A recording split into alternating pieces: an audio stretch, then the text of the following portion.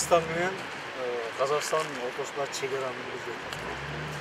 Жыл сайын Чуу дарыясында суу өтө катуу кирген мезгилде 20 гектарга чейин биз жерибизди жоготобуз.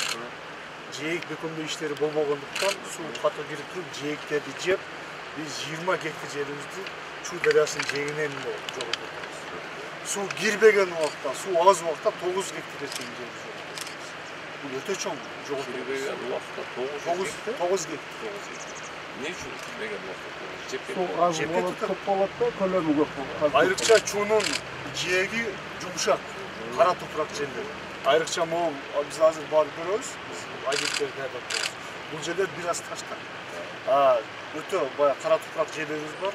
Суу размывать этип, бир жылда суу кирбеген убакта 9 гектарга чейин жерди жоготуп коебуз.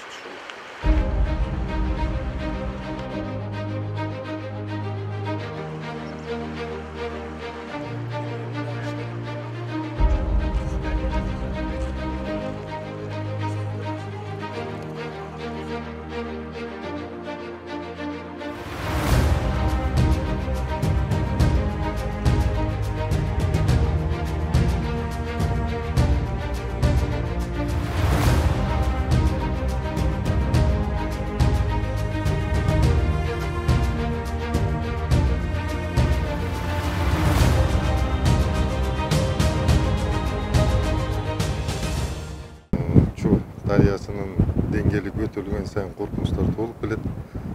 Ошондуктан муну ушул жылга кийинки жылдарга сунуштап капиталдык бекемдөө иштери жүргүзүү маселелери каралат. Бекемдөө жээк бекемдөө иш чаралары жүргүзүлсө, бул жерде айдоо жерлери, ички жолдор ушулар сакталып калат.